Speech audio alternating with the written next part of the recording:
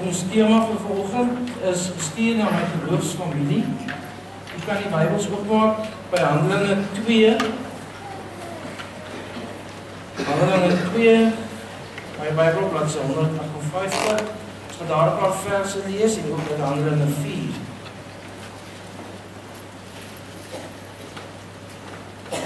Maar die ouens het die ligte hier vir my sit, sodat ek lekker kan sien.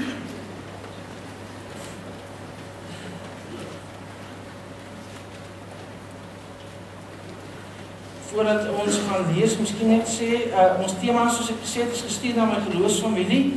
God stuur vir ons, hy stuur ons in die wêreld, ja, maar hy stuur ons ook na ons mede-Christene. Hy stuur ons na ons broers en susters in die geloof.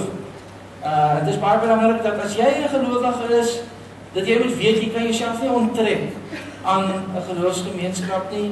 Jy behoort daar, soos wat broers en susters in die familie by mekaar hoort, so hoort jy, ek as 'n gelowige, deel te wees van die geloofsgemeenskap, en dit is waaroor ons ook vanoggend met mekaar gaan praat. Maar voordat ons nou uit die woord lees, kom ons buig ons hoofde en dan bid ons saam.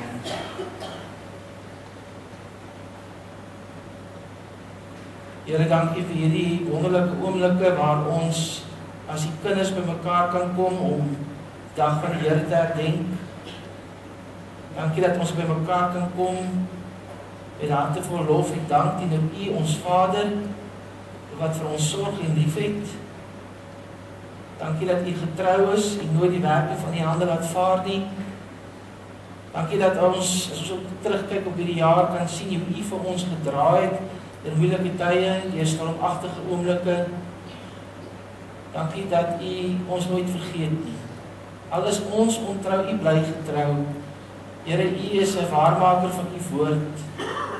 Dankie dat U vir ons styf vashou. Ons bely vanmôre dat U die een is wat regeer oor ons lewens. U is die koning en ons is die onderdane. Here, ons vertrou U met ons hele hart. Dankie dat, Here, dat U ons verlosser is. Ons kan nooit uitgepraat raak, Here, oor die wonder, die misterie daarvan dat U mens geword het en onder ons kom woon het. Dat U vir ons gesterf en opgestaan het. Dankie, Here. Dankie daarvoor. Dankie dat U Heilige Gees gestuur het om vir ewig by ons te bly. En saam met die apostel Johannes bely ons vanmôre dat hy wat in ons is groter as hy wat in die wêreld is. Dankie dat ons die geesvervulde kinders kan wees.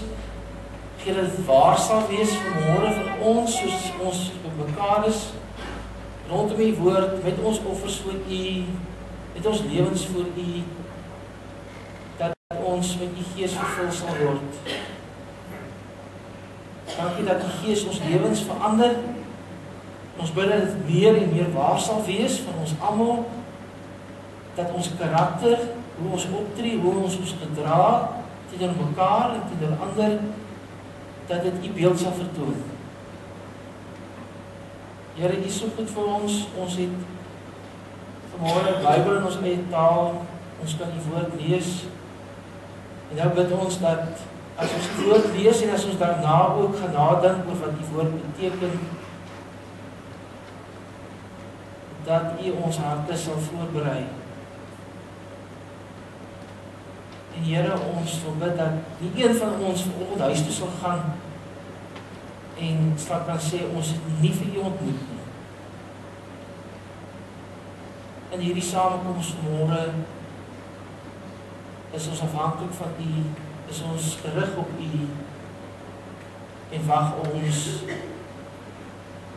ons in stilte op U. Amen. Handelinge 2 vanaf vers 41.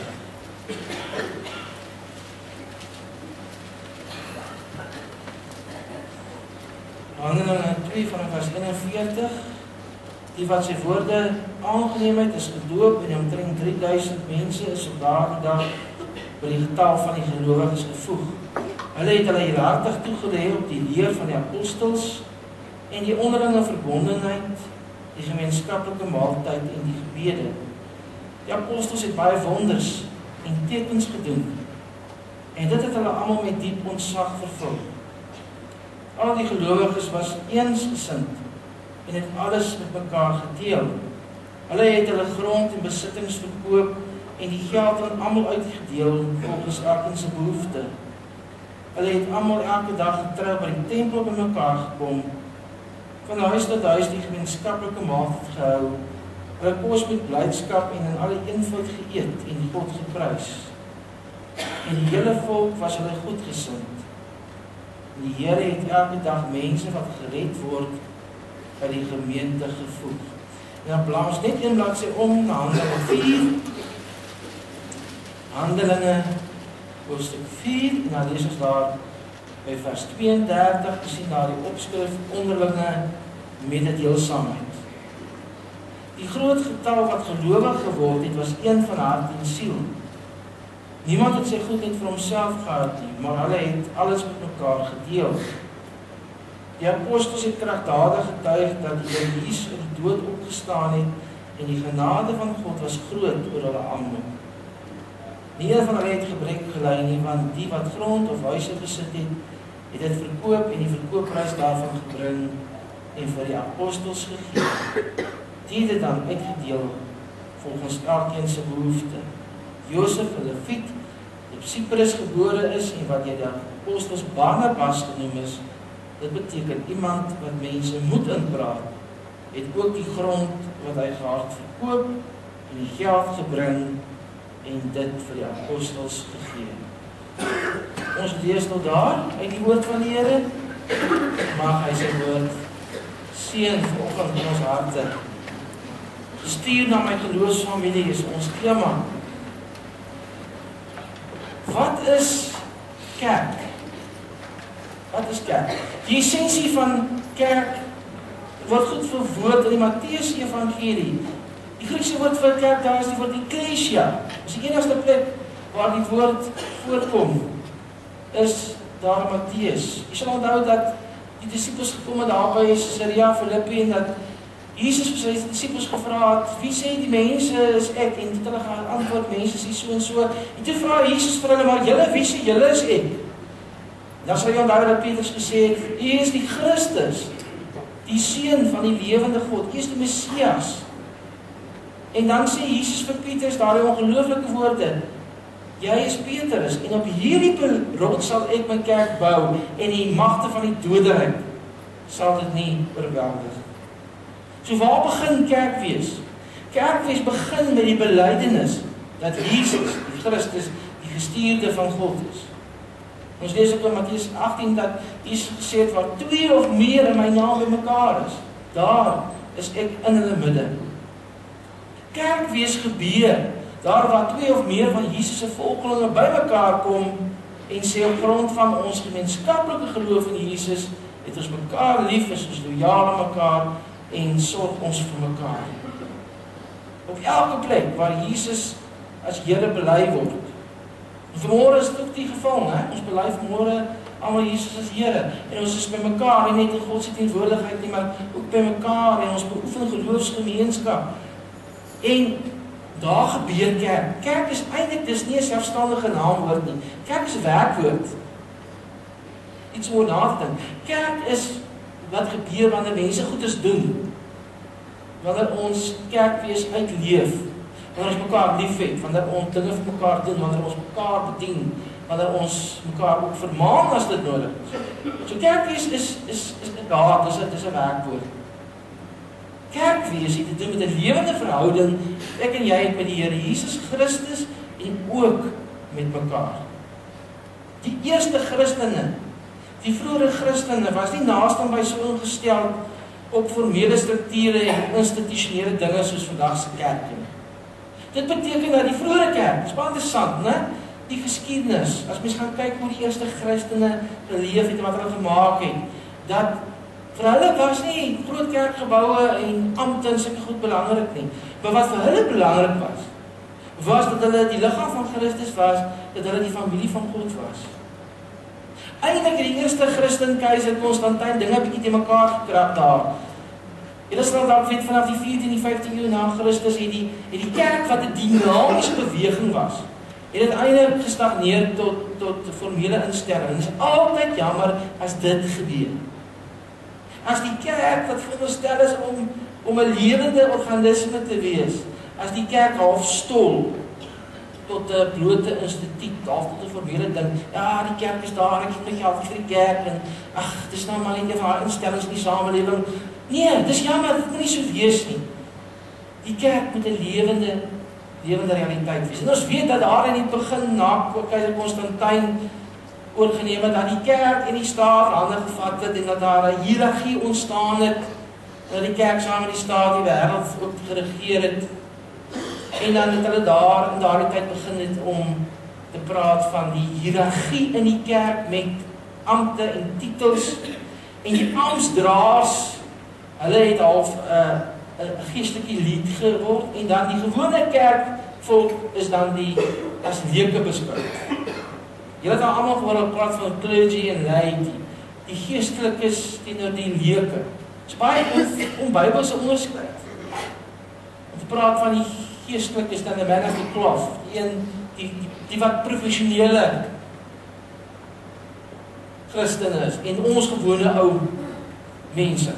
So, ons moet nie so daaroor dink nie, maar dis wat gebeur in daai tyd, en hulle onthou, hulle het toe begin, omdat die staat, die kerk versorg het, en gehelp het hulle begin met groot kathedrale op te bou, van pracht en praal, en hierdie kerkgebou het al meer heilige ruimtes geword, waarin mense al meer gesê, maar hierdie kathedraal, met sy mooi vensters, en sy hoë, en prachtige architectuur, dis eintlik die huis van God. Mense moet onthou dat die eerste Christene is wyd en suid vervolg omdat hulle in Jesus geglo het. Die Romeine was vreeslik wreed geweest. En daarom kon die eerste Christene nie in 'n openbare plek by mekaar kom nie, want die Romeine kon hulle daar skade aanrig. En het hulle verkies om in mekaar se huise by mekaar te kom om Christelike byeenkomste te hou. Mense kan seker praat van huiskerke. Lees maar die boek Handelinge. Ons het 'n stukkie die boek Handelinge gelees. Gaan na huis en dan sien julle die geskiedenis van die vroeë kerk moet dit in die boek Handelinge vir ons vertel word en sien ons hoe dat die kerk, of hoe dat die huisgesin, die huis strategies was in die verspreiding van die evangelie. Die vroeë Christene het hulle self gesien as volwaardige familielede van die splinternuwe huisgesin van God. Kyk, 'n mens het mos nou jou biologiese familie. Nou, dis nie moeilik vir julle om te raai, my biologiese familie kort en dik is nie, né? Die enigste rede om dit sê is om jy 'n bietjie wakker te kry. Okay, maar goed. Maar weet jy nou, jy biologiese familie het jy jou geestelike familie, né? So, jou geestelike familie is jou broers en susters in die Here, wat saam met jou ook glo. En ons moet dit nie vergeet, en die eerste Christen het so oor hulle self gedink, so daai ding wat die ou dominees in die ou tyd gepraat van broers en susters, is Bybels korrek. Want dit is wat ons is, ons het een gemeenskaplike Vader, né? En ons is dan broers en susters van mekaar. En die eerste Christen het mekaar persoonlik geken, hulle het face-to-face verhoudings met mekaar gehad, en mekaar gereeld op WhatsApp en SMS vir mekaar gestuur. As dit beskikbaar was in daai tyd, sou hulle dit seker gedoen het. En ons as Christene vandag, hulle het dit daai tyd gedoen, hulle het kontak met mekaar gehou. Ons moet dit ook vandag met mekaar kan doen. Want in daardie tyd was die Christelike gemeenskapies, was dit intiem en klein. Dit was nie so groot nie. Die makrokerke, die megakerke, daar waar jy 16.000 lidmate het, soos Moreleta Park. In die wêreld is daar baie groot gemeentes. Daar's voordele daaraan, maar die probleem is met hierdie groot gemeentes, hulle raak korporatief. Selfs hierdie gemeente is te groot, eintlik. Want ons 4.000 lidmate. En dit raak het al moeilik om in so 'n groot gemeente om te voel maar jy hoort hier en jy word versorg en dit is weer lekker hier. Want dit is baie maklik vir 'n mens om in 'n groot gemeente te verdwyn as 'n individu. Terwyl in die Bybelse vroeëre tye was die Christelike gemeenskapies klein en intiem geweest. Hulle het, soos ons gesê het, nou herhaaldelik mekaar se huise by mekaar gekom. En in daardie tyd vertel hulle vir ons dat die gemiddelde woonhuis het 'n vertrek in die middel gehad, wat 50 tot 70 mense kon huisves. Dis wat die eerste Christene gedoen, hulle het nie sulke geboue gehad nie. Hulle het nie sulke geboue gehad nie, hulle het mekaar se huise by mekaar gedoen. En ons lees in Handelinge 2 dat hulle gesamentlike byeenkomste gehou het van huis tot huis. En dat hulle gereeld by mekaar gekom het. Saam gelag, saam geëet, mekaar saam bedien. In die navorsing wat gedoen is oor die lewe van die eerste gemeentes, wat Paulus gestig het, word daar vir ons 'n prentjie geskets. Onthou, dis nie soos vandag, soos ons land Suid-Afrika 70% Christen is nie. Die Christene was 'n minderheid. En hulle het in 'n heidense omgewing geleef. So vir hulle was hulle byeenkomste iets baie spesiaal, want dit was vir hulle soos 'n oase in die woestyn. Tydens hulle saamkomste het hulle die liefdesmaaltyd van die Here saam gevier. Nou wat was dit gewees? Die liefdesmaaltyd, die agape, die Griekse liefde. Dis amper soos vandag se nagmaal. Julle sal weet Paulus het gepraat van die maaltyd van die Here, die Lord's Supper. Lukas op sy beurt praat weer van die breek van brood. Het jy dit al opgetel? Lukas sê die Christen brood gebreek. Wat beteken dit? Dis 'n verkorte uitdrukking om te sê hulle het nagmaal gevier. En die eerste Christene het wanneer hulle bymekaar gekom het as 'n geestelike familie om saam te kom, het hulle nie sulke peselhappies gehad, is daai stukkie brood, ons vandag moet kry. Nee, hulle het sommer mandjies gevat en het hulle kos in die mandjies gepak, hulle het saamgekom en het lekker saam geëet. Hulle het 'n liefdesmaaltyd gehou. En dan, na hulle saam geëet het, het hulle op 'n stadium spontaan oorgegaan om die sterwe van Jesus te herdenk deur die breek van brood en die skink van wyn. So met ander woorde, voordat die nagmaal gevier het, het hulle eers wat gedoen? Hulle eers lekker saam gekuier, hoor aan met mekaar, saam geëet, en dan uit daai half gewone ete, het dan die nagmaal van die Here gevier. Nou ons die praktyk in die kerk, omdat ons so baie is, en hierdie tafels is nie, dat ons hierdie klein stukkie brood en 'n bietjie wyn. So, ons moet dan weer opnuut begin dink oor wat dit is om kerk in ons tyd te wees. Die eerste Christene het ook graag lofliedere gesing. Soos ons het maar doen, né? Maar wat spesiaal was in daai tyd, onthou, die mense in daai tyd baie van hulle kon nie lees en skryf. So hoe kan jy mense educate in die woord van die Here as hulle nie kon lees en skryf nie? Wel, eenvoudig, hulle het gesing. En deurdat hulle gesing het, die sang was half 'n opvoedkundige middel vir hulle om die waarhede van die evangelie oor en oor te sing vir mekaar. So het hulle graag gesing en Paulus roep die gelowiges op daartoe om te sing. En Paulus het laat die mense sy briewe voorlees. Onthou daardie tyd die Christene het nog nie die Nuwe Testament gehad nie. Die Nuwe Testament was nog in wording gewees, maar hulle het wel die Ou Testament gehad. En Paulus se briewe, Paulus sê maar die briewe moet rondgestuur word van een gemeente na die ander. Onthou, ons praat van die eerste eeu. Die boekdrukkunst is eers in 1455 deur Gutenberg uitgevind, né? Ons is so bevoorreg, ons is die Gutenberg generasie en die Google generasie. Die van julle wat nie die Bybel het nie, het op die saak van die Bybel of op die internet of wat ook al, maar daai tyd het die Christene moes die briewe wat Paulus geskryf het, maar van gemeente tot gemeente gestuur word. Miskien het hulle kopieë ook met die hand begin maak. So, dis wat hulle gedoen het om mekaar op te bou. En die samekomste wat hulle gehad het, was tot eer van God gewees. Dit het nie gegaan oor ander dinge as die eer van God, oor die opbou en die versterking van mekaar. Hulle was regtig 'n regte familie. En as daar nou een ding is wat ek dalk die sentrale gedagte van vanoggend se boodskap, wat ek wil hê julle moet onthou, is hierdie idee dat die kerk van die Here 'n familie van God is, 'n geestelike familie. En die eerste Christene, ons het dit hier gelees, wat het hulle gedoen? Hulle het na die armes onder mekaar omgesien. So hulle byeenkomste was nie net vroom geleenthede nie, dit was konkrete hulpverleningsgeleenthede waar die ryk mense as hulle grond gehad wat ek al verkoop het en dan die geld gebring het vir die geestelike leiers, wat dit dan uitgedeel het aan die arme mense. Dis wat hulle gedoen het in daai tyd. Dit beteken nie ons moet dit almal doen, ek weet nie van julle sal die huise wil verkoop nie. Maar die beginsel is tot vandag toe geldig, dat ons as 'n geloofsfamilie vir mekaar sal omgee. As jy weet jou ander broer en suster in jou selgroepie kry om 'n bietjie finansiëel swaar, dan kan jy mos net hulle help. Of vir hulle bid, of vir hulle iets doen. So Christene, dis wat familie vir mekaar doen. Is dit nie? Familie, gesonde families kyk na mekaar, help mekaar, is daar vir mekaar. En dieselfde is waar van die kerk as geloofsfamilie. Verder, ons moet onthou, die eerste Christene het 7 dae 'n week gewerk. 7 dae 'n week gewerk. So hulle, as hulle wil kerk hou, dan moes hulle nou soggens voor sonop of saans na sononder moet hulle kerk hou. Want hulle het elke dag van die week gewerk.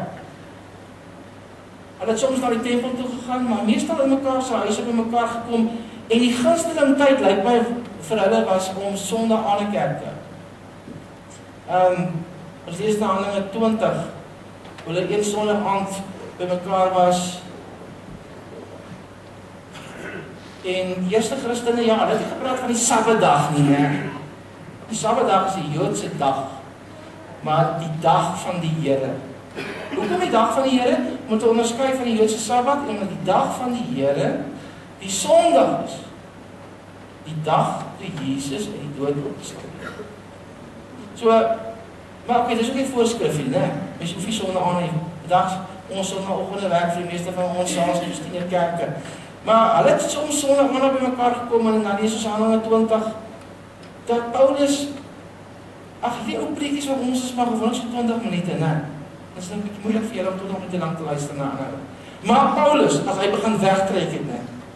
Want hy gepreek, en lees ons daar aan 20, Paulus het gepreek, en later het hy behoorlik geword, en daar was 'n seentjie, naam was Eutychus. Ken jy die storie? En Eutychus het daar op 'n vensterbank gesit, en hy begin in dit, so julle nou ook, terwyl ek preek, toe val die arme kind af van die vensterbank. Mors dood. Paulus gaan naartoe, maak hom, kyk hom uit dood op in die kragtige naam van Jesus. So ja, die eerste Christ so, dis heel normaal om slaperig te raak as predikant preek, en as Paulus, mense, hulle het nie lang gebreek, nou die Bybel sê, hulle het tot middernag toe aangegaan. So ons leer baie uit die boek Handelinge verder van hoe die eerste Christene kerk gehou het. 'n Regte familie. 'n Regte familie. Ek dink die punt wat ons dalk vanoggend met mekaar probeer uitpraat is dat ons dalk nie moet begin dink oor kerk wees. En die vraag wat ek dalk vanmôre vir julle wil vra, wat julle vir my moet antwoord. Hoe kry mense dit reg in 'n gemeente met 4000 lidmate, 1000 kinders, 3000 blydende lidmate? Dis wat ons boeke het. Hoe kry ons dit reg om in so 'n groot gemeente 'n individuele lidmaat soos ek en jy, hoe kry ons dit reg dat ons kan voel maar ek behoort aan die kerk? Die antwoord is eintlik eenvoudig, dis common sense. Deel die gemeente op in kleiner groepe, van so 10 tot 14 in 'n groepie. Dis ook eenvoudig as dit is. Groot gemeente, hoe groter die gemeente raak, belangriker raak die klein groep. Daarom dat baie kerke baie moeite doen met wat hulle noem 'n klein groep stelsel, of hulle noem dit Bybelstudiegroepe, of hulle noem dit selgroepe. Julle het almal al die woord selgroep genoem, of die meeste gemeentes praat, hoor ek deesdae van omgiegroepe. So wat gebeur is, beteken dit nou as jy in 'n omgiegroep hoort, jy hoef nie Sondag kerk toe kom nie. Nee, dit beteken maar net, dat sê maar op Woensdag aand, meestal het jy jou klein groep, jou omgiegroepie, en Sondag het jy jou groot groep. Hierdie. Hierdie op 'n Sondag is 'n fees, dis 'n celebration. Want ons vier fees as die hele gemeente van die Here. En op 'n Woensdag, so in die middel van die week, né? So in die middel van die week, as jy nou al moeg vir jou baas en ons in die stress van die week, dat jy alweer geestelike kos nodig. So baie gemeentes werk met die wisselwerking tussen jou klein groepie op 'n Woensdag, jou groot groep op 'n Sondag. En albei is nodig. Baie mense kan natuurlik vanweë hulle werk nie deel wees van 'n omgegroepie nie, want hulle werk snaakse ure. Of kan hy gereeld daar wees? En baie keer in baie gemeentes werk die klein groepstelsel nie lekker nie.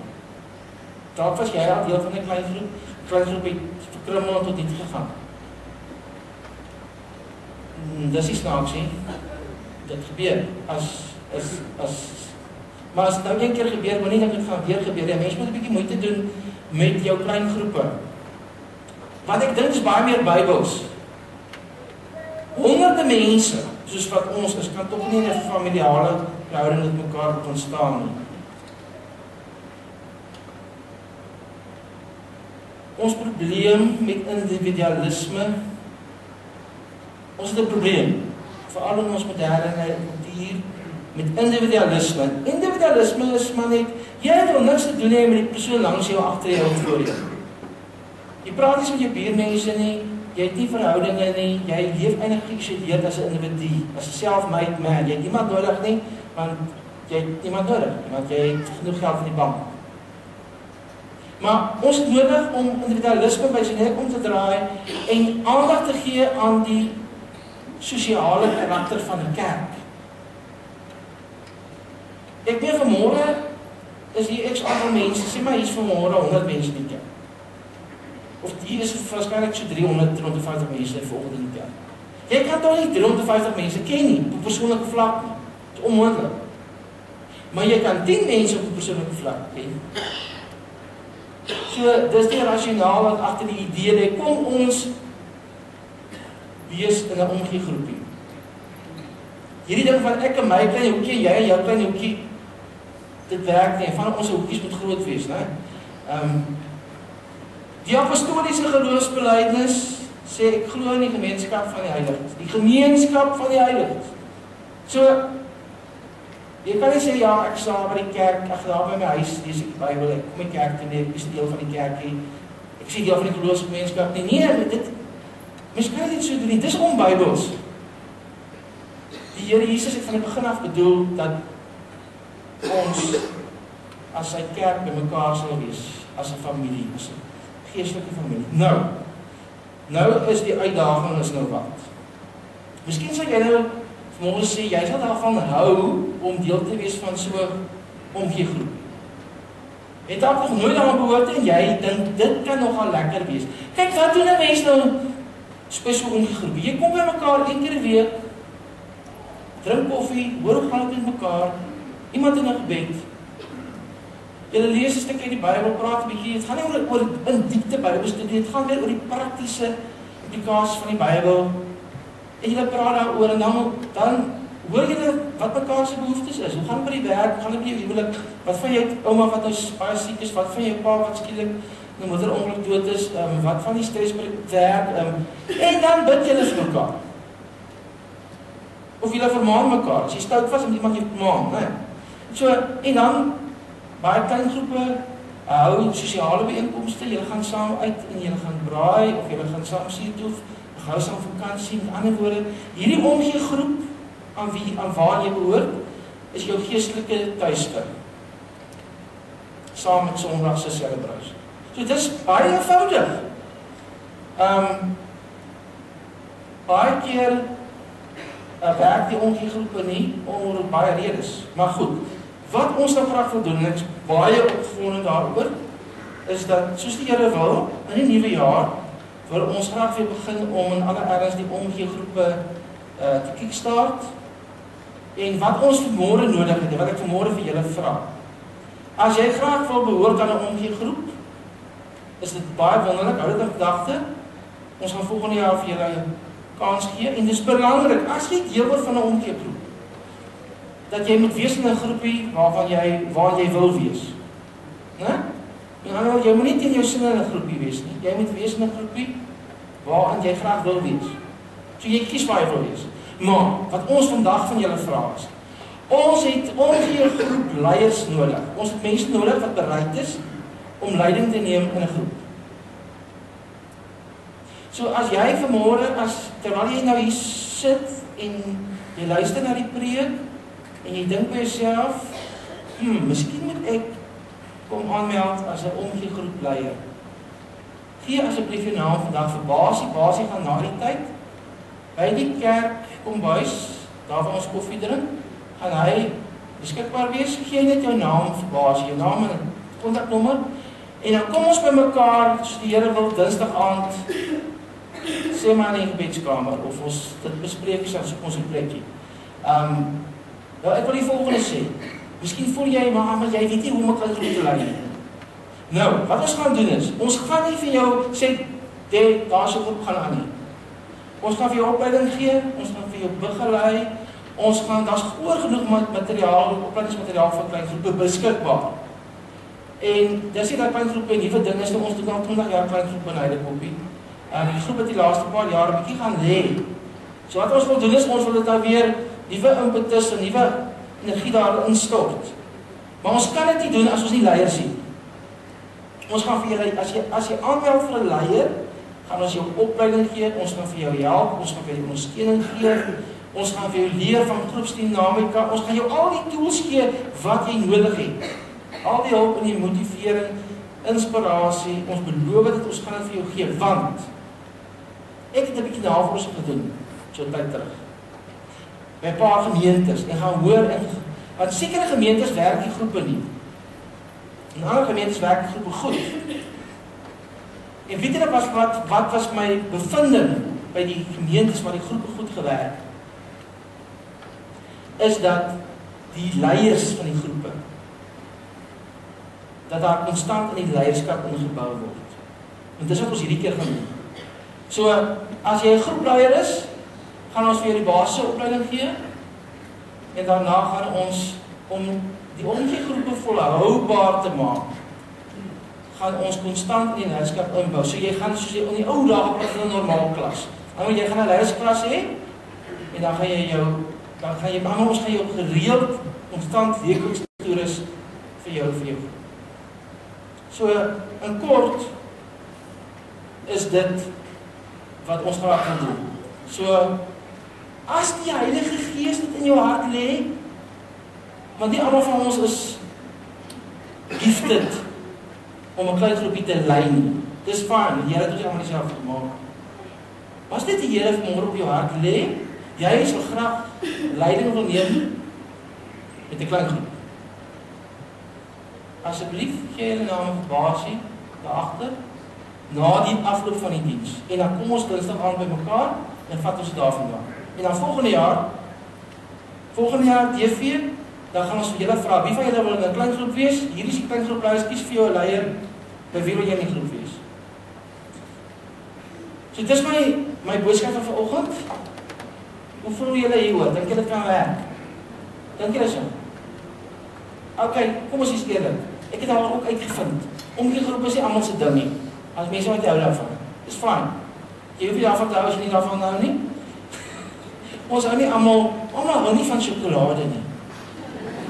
Sommige mense hou van gesonde vrugte. Né? En blare en so. So almal hou dalk nie van omgee-groepe nie. Dis fyn, maar ek hoop dat dit die Here vir ons gaan help, dat ons volgende jaar dit kan doen en dat dit vir ons 'n groot seën sal wees. Mag die Here vir ons help aan sy kerk om regtig 'n geloofsfamilie te wees. In die groter groep, maar ook in die klein groep. Want dis wat hy bedoel het, dat ons sal wees. Broers en susters, geloofsfamilie, onder een gemeenskaplike Vader, met die kerk as ons moeder. Amen. Kom ons bid saam. Here, baie dankie dat U nie net vir ons red as individuele persone nie, maar dat U ook vir ons as geloofsfamilie by mekaar wil hê, sodat ons mekaar kan ondersteun, mekaar kan opbou, mekaar kan help, vir mekaar kan bid, vir mekaar kan omgee. Dankie vir die omgeegroep stelsel wat in so baie gemeentes baie effektief is en goed werk en impak het op baie se lewens. En ek bid vanmôre, Here, dat U die leiers sal aanwys wat U wil daar hê en dat elkeen wat vanmôre die stem hoor, gehoorsaam sal wees as hy of sy U roeping hoor. Here, wil U vir ons as gemeente by ons wees, ons bid vanmôre vir siekes, daar is so baie siekes in die gemeente, hulle wat gehospitaliseer word, hulle wat deur moeilike gesondheidskrisis in hulle lewe gaan en behandeling moet kry. Ons dink aan elkeen wat hierdie tyd van die jaar begin moeg raak, emosioneel moeg van al die eise by die werk en by die huis.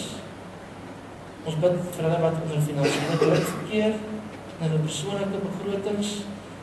Ons dink aan hulle met wie dit sommer maar net sleg gaan in vele opsigte. Ons bid vir hulle wat neergegooi word deur die aansprake wat lewe op hulle maak. Ons dink aan elkeen wat vanmôre miskien hartseer is of neerslagtig voel. Vir elkeen wat hoop nodig het, bid ons Vader, gee vir hom of haar hoop. Wees U vanmôre ons lig in die donkerte. Wees U ons hoop in die wanhoop van ons lewens. Help vir ons om die groot prentjie van ons lewens raak te sien. En nie vas te staar teen vandag of môre nie. Dankie dat U ons toekoms is, dat U ons lewe is. Dankie dat U ons troos is in lewe en in sterwe. Seën ons waar ons op mekaar het gaan, miskien saam met gesinne kan wees, word U verder deur die dag verheerlik. Amen. Die musiek gaan maar opkom, is dit 10:30 nou? Is dit 10:30? Ek wil net kortliks, en dan gaan ons afsluit, iets vir sê oor volgende week. Volgende week is ek weer pers. En volgende week begin die Adventsondag. As julle weet, die 4 Sondae voor Kersfees noem ons die 4 Adventsondag. Elke Sondag steek ons 'n kers aan. So volgende week is die eerste Adventsondag. Advent beteken maar die koms van die Here. So ons gaan nou vir 4 Sondae voor Kersfees gaan ons nadink die feit dat Jesus na die wêreld toe gekom het. So volgende Sondag, soos die Here wil, gaan ons fokus op daarop, op Jesus se koms na die wêreld. Maar ek het nou gedink, jy weet dominees het nog baie tyd om te dink. As hulle kan. Maar ek het nou gedink, 'n mens moet mos nou kyk, baie mense sê die kerk is vir hulle 'n dal ervaar. Nou dis nie maar ons eie skuld as die kerk vir ons 'n boring is, en ons moet dit vir onsself lekker maak. En toe het ek nou iets uitgedink volgende week. Weet julle wat? Wil julle weet wat? Ja. En dan gaan skielik ook. Okay. Ek het nou gedink volgende week gaan ons 'n gewone diens hou nes vanoggend. Niks snaaks nie. Maar wat gaan anders wees is eintlik is dit maar al die dienste is eintlik maar so, maar volgende week wil ek graag 'n evangelistiese diens hou. So aan die einde van die preek gaan ek vir mense vra om hulle harte vir die Here te gee en dan gaan ek gebed doen en amen sê en dis al. So ek gaan niemand embarrass nie, ek gaan van niemand vra om hulle handjie op te steek nie, ek gaan van niemand vra om vorentoe te kom nie, ek gaan julle nie embarrass nie, ek gaan nie julle verleem maak, ek gaan niks snaaks doen nie, ek gaan nie my stem verhef nie, ek gaan 'n gewone diens hou soos vandag, maar aan die einde van die diens gaan ek vra vir mense wat daar in die bank, want baie mense se verhouding met die Here is nie reg nie, en ons moet mense help, so ek gaan net daar vra, maak jou oë toe en ons bid almal oor toe, niemand moet sy hand op niks staan, so vir julle verstaan, ek gaan niks snaaks doen nie. Maar, om dit te kan laat werk, het ek julle hulp nodig. So wat ek vir julle nou vra is, volgende Sondag, is dat julle iemand saambring. Want anders spreek ek mos nou vir die bekeerdes. Verstaan jy? So, daar is nou iemand dat wat jy nou ken, wat jy weet, hulle is dalk 'n Christen, maar hulle is 'n bietjie ver van die Here af, of wat ook al. 'n buurman, 'n buurvrou, 'n familielid, 'n neef en niggie, 'n broer en suster, 'n pa, ma, 'n kollega by die werk, iemand met wie jy saam gym, 'n kennis van jou. Ons ken almal mense. Nooi hulle na kerk toe. Sê kom aan, ons gaan lekker kerk toe vandag. En anders gaan dit nie werk nie. So om hierdie evangelistiese fokus te laat werk, het ek julle samewerking nodig. So ons moet almal iemand bring. Daar's nog genoeg plekke op die verhoor, daar is nog genoeg oop plekke. En want ek glo veral aan die einde van die jaar, baie mense is dan meer ontvanklik ook vir die Here en vir die Here se dinge. So ek vra as julle wil, julle samewerking, miskien die persoon wat jy nooit kom, dalk nie eers nou wil nie kom is of mense moet net die Here vertrou. So ons bid vir volgende Sondag en ons moet iemand saambring. En ek gaan niks doen om julle te embarrasseer, ek beloof julle. Soos vandag, gewone diens, einde bid, ek gaan wel literatuur beskikbaar stel. Iemand wil 'n boekietjie lees, dan gaan ek dit beskikbaar stel, mense kan dit kom kry. Miskien as iemand gebed nodig het in die gebedskamer, maar ek gaan nie snaaksigheid doen soos altar calls en sulke goede, alle mense vorentoe roep. So julle kan maar rustig ontspan. Onthou net, die Gees van die Here het nie ons gimmicks nodig nie. Stem julle saam? Hy het nie ons gimmicks nodig nie. Hy werk in mense se harte deur sy woord. Ek sê altyd, en dan gaan ek klaarmaak, 'n kerk wat nie by sy core business hou nie, raak in die moeilikheid. Jou core business. Die kerk se core business is die bediening van die evangelie. So, dis maar wat ons nou so volgende week gaan doen. So ek vra julle voorbeelde. En dan nou al reeds, want ek is daaroor baie opgewonde volgende jaar as die Here wil, ons weer die Alpha kursus aanbied. So hou dit in gedagte, die 11de Februarie begin ons met die Alpha kursus. Ons sal volgende jaar vir julle gaan op ons website in of kry dan vir ons sal volgende jaar weer vir julle die informasie oor die Alpha kursus. Goed, ons het nou gepreek oor die kerk as familie van God en nou gaan ons sing 'n lied wat dit komplementeer. Gaan ons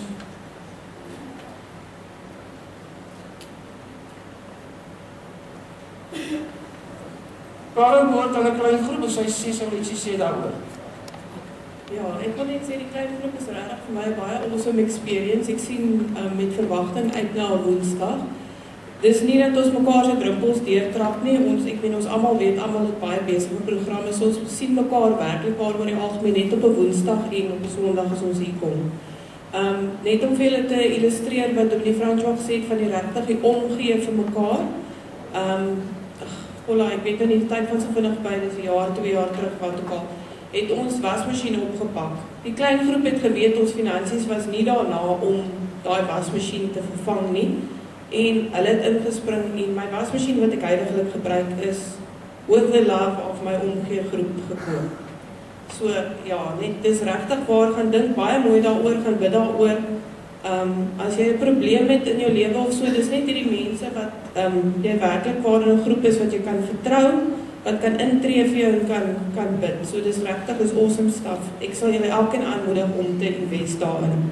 En een van die probleme wat ek dink wat ek kan identifiseer hoekom klein groepe nie hou nie, daar word te veel pressure op die leier gesit en is moeilik vir 'n ou om elke week in jou program nog 'n lesie voor te berei. By ons het ons na 'n tyd lank is ons 'n bietjie in die diepkant ingegooi, maar dis waar die mense kan werk dat elkeen van ons kry 'n kans om 'n Woensdag die les aan te bied. En dis niks formeel, ja, ek is glad nie 'n public speaker nie, soos wat ek hier staan, my hart klop, julle hoor aan my stem, ek bewe. Ek doen nie ding, ek kry iemand anders in om dit vir my te doen. Of ek kry 'n DVD'tjie wat ek wys of wat ook al. So ja, that's maar al wat ek wou sê. Dankie Karen. Ontvang die seën van die Here van lewensvrede. Mag die genade van die Here Jesus Christus en die liefde van God ons Vader, die gemeenskap van die Heilige Gees ons trooster, met ons almal wees.